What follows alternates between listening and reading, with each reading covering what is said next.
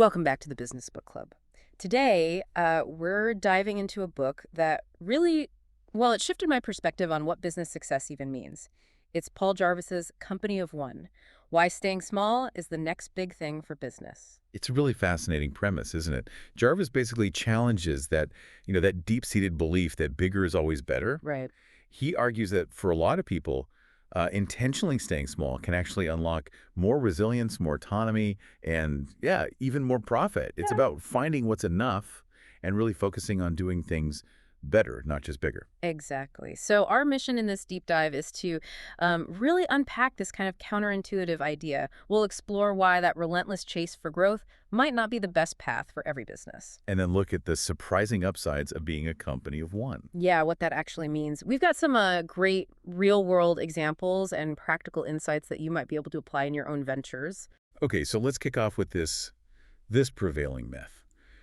Traditional business thinking, it often just revolves around perpetual growth, the constant need for more. But is that always really beneficial? Mm. Ricardo Semler, the Brazilian CEO, known for some pretty radical management ideas, he uses a great analogy. Yeah. Why doesn't somewhere like Oxford University just open branches everywhere? Right, or a symphony orchestra, if 120 musicians sound perfect. Why not 600? Because the true value in those cases, it doesn't come from just expanding endlessly. That's a really powerful point. It kind of hits at the core of what we're often taught. And Jarvis digs into how adding more employees, more expenses, more scale can actually weaken a business. Yeah, think about it. You want more customers. So the first instinct is often, okay, hire more people. Mm-hmm. But what if you could get the same profit or even more just by being more efficient, avoiding all that extra overhead? Or maybe generate more revenue by spending less. Or respond to support requests by teaching customers better so they don't ask as much. And it's interesting, the societal pressure for more is huge. We're constantly told bigger houses, faster cars, more stuff equals happiness. But it often feels like empty promises underneath, doesn't it? Totally. More too often just means more stress, more problems, more responsibility, both in life and, well, definitely in business. Yeah. Sometimes enough, or maybe even less, is really what you need to thrive. And we've definitely seen this play out with actual companies. Remember Krispy Kreme? They were huge, lines out the door. Oh, yeah. But then they expanded into grocery stores, gas stations. They diluted the very thing that made them special, that scarcity. Right. It wasn't an event anymore. Exactly. And sales dropped, 18% in just 2 years? Plus, they had accounting issues. It wasn't just about expanding too much. It showed that maybe brand strength is in the unique experience, not just being everywhere. And then there's the classic .com example, pets.com.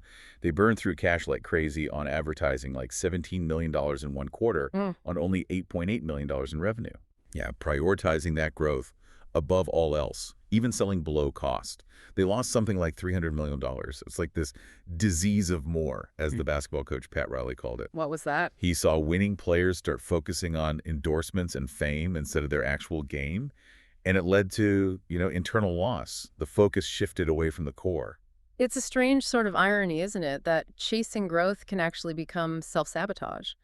There was that startup Genome Project study. Well, yeah, the one that analyzed thousands of businesses. That's the one. It found that something like 74% failed because of premature scaling. 74%. Yeah. Expanding too fast, hiring too much, spending too much before they really knew their product or market fit. It's a huge number. Really shows the danger of just chasing growth blindly. So, okay, if endless growth isn't always the answer, what actually defines a resilient, thriving business in this different way of thinking? Jarvis points to 4 key pillars for a company of one. What are they? Resilience, autonomy, speed, and simplicity.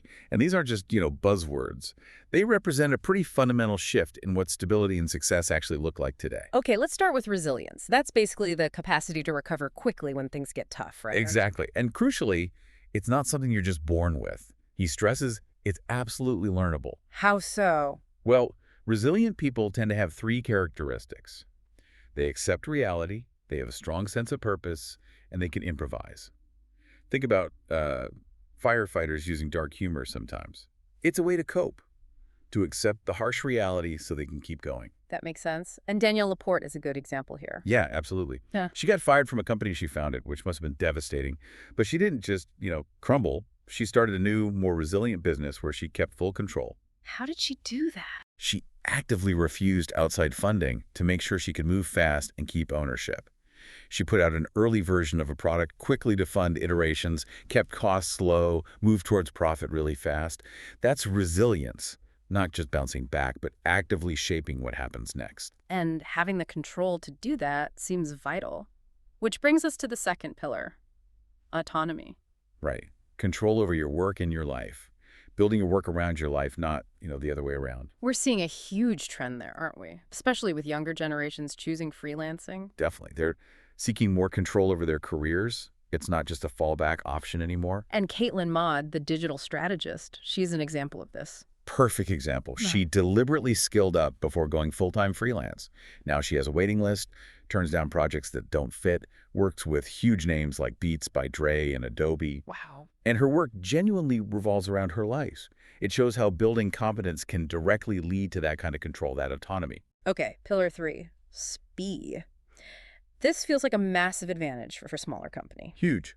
Less infrastructure, fewer layers of decision-making means you can pivot way faster when the market shifts or customer needs change. Like Stuart Butterfield, the Flickr and Slack guy. Exactly. Both of his first online games failed. Game never ending and glitch. Right. But he was agile enough to quickly pull key features out of those failures and spin them into, well, $2 billion products. Mm-hmm. That's rapid adaptation, possible because the team was small and nimble. Unburdened by like legacy systems or slow committees. Precisely. And that ties back to Danielle Laporte avoiding funding too and let her move faster. Okay, and the final pillar. Simplicity. This isn't just like a nice to have for a company of one. Jarvis says it's an absolute requirement. Why so crucial? Because you have to constantly question everything. Is this process efficient? Can we cut steps? Is this rule actually helping? Too many products, too many management layers, too many rules. It just leads to, well, stagnation, atrophy. So simplicity has to be like a core principle. A mandate, yeah. Start small. His advice is basically, do it now, do it on the cheap, and do it quickly. Then iterate. Start by just helping one customer really well. So how do these companies of one actually pull this off? How do they thrive today? Technology must play a huge part. Oh, massive.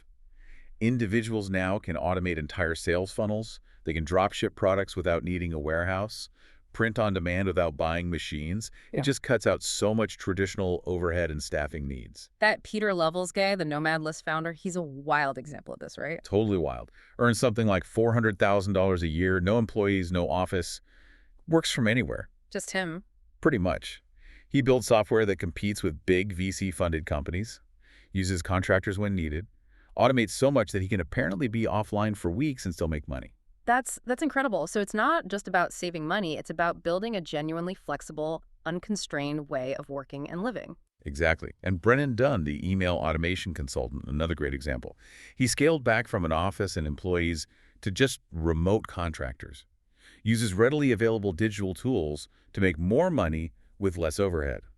It's about working smarter, automating to free up your own time and energy. Okay, so technology is key, but it sounds like another huge piece is relationships and trust. Absolutely critical. Treating customers exceptionally well isn't just, the right thing to do. It's a profit driver. Didn't you mention a stat about that? Yeah, something like 9 out of 10 Americans will actually spend more with companies that give great customer service. Right. And this leads to what Jarvis calls the second wave of customer service. It's not just about solving the problem. It's about the emotion, the ease of the interaction. Like those stories. The Rackspace pizza delivery. Exactly. The rep overhears someone's hungry, orders a pizza while still on the call, Mm-hmm. or Trader Joe's delivering groceries free to an elderly guy snowed in, even suggesting low-sodium options. Those aren't just transactions. They're stories people tell. Precisely. They build deep goodwill, reciprocity, and incredibly powerful word of mouth. And word-of-mouth referrals are basically gold dust, right? Like 83% of new business comes from this. Staggering number. And smaller businesses, they're naturally better positioned to foster those personal connections. Happy customers become your best unpaid sales force. That's an amazing return on just caring. And part of that caring is really listening. Going beyond what customers explicitly ask for to understand the underlying need. Like your example with Jarvis doing web design. Yeah, clients asked for a great-looking site, but he realized what they really wanted was more revenue. When he shifted his pitch to focus on how good design drives profit, his conversion rate doubled. You got to dig for the real why. And when things inevitably go wrong. Transparency and owning it immediately. If you've built that trust, customers are more understanding. But you have to fix it fast. Ignoring complaints, especially online, is deadly. Okay, so great service, listening, transparency. What else? Teaching is marketing. This is a big one. Like Brian Clark with Copy Blogger. Perfect example. He built Rainmaker Digital by consistently teaching people about online marketing, content creation. He became the go-to expert not by selling hard, but by sharing valuable info. So you build authority and trust first. Exactly. And it proves the point that ideas alone are worthless. Execution is the only valid currency. Sharing your ideas actually helps you refine them because you get feedback. So customer education is the new marketing, in a way. You could say that. Think about Casper mattresses. They don't just sell beds. They educate on sleep science. Boat US gives away a free app with hazard warnings. They build trust and market share by being genuinely helpful, not just pushy. Okay, this all sounds great, but let's get practical. For entrepreneurs wanting to adopt this company of one mindset, what are some key considerations? Well, one big concept is minimum viable profit, or MVPR. It's about getting profitable quickly. Not just minimum viable product. Right. Focus on getting a core offering profitable fast by starting small and iterating instead of chasing huge user numbers before making any money. That UgMonk example, Jeff Sheldon and his desk organizer. Yeah, gather. He used crowdfunding. But crucially, he'd already spent a decade building a loyal audience. Ah. So his Kickstarter blew up over $430,000, enough to fund production without giving up any control to investors. He proved the demand and profitability with his existing community first. That's smart. And starting as a side project seems like a common thread, too. Highly recommended. Paul Jarvis himself did that, transitioning from web design by building his new stuff gradually. Lets you test ideas, gain experience without betting the farm, Makes sense. Don't jump until you know it can swim. What about the boring but important stuff? Structure. Critical. Separate business and personal liability, LLC, corporation, whatever fits. Get a good accountant, one who actually saves you more than they cost. Good advice. Pay yourself a consistent salary from profit, factoring in taxes and living costs. And definitely don't skimp on insurance, health, critical injury, life insurance, especially when you are the business engine. And working for yourself doesn't mean working by yourself, right? Absolutely not. Building a network of trusted peers and partners is invaluable. Angela Devlin's consulting firm is a good example. She partners with experts in related fields. It lets her offer comprehensive services without a big payroll. These relationships bring ideas, opportunities, support. It's like having a virtual team. What about purpose? Does that fit in here beyond just making money? Oh, massively. Jarvis argues a defined purpose. The why and how you do what you do is a huge driver. Think Patagonia and the environment, or seventh generation thinking long-term. Or CVS stopping tobacco sales? Exactly. A billion-dollar decision based on their purpose of health. It attracts loyal customers who resonate with that purpose, and it acts as a filter for every business decision. It's not just fluffy stuff. It genuinely drives sales and sustainability because it builds real connection. Okay, one last thing. This idea of avoiding hustle porn. Yeah, that glorification of just being constantly busy working insane hours. It doesn't actually lead to better results, does it? Research says no link between workaholism and more money.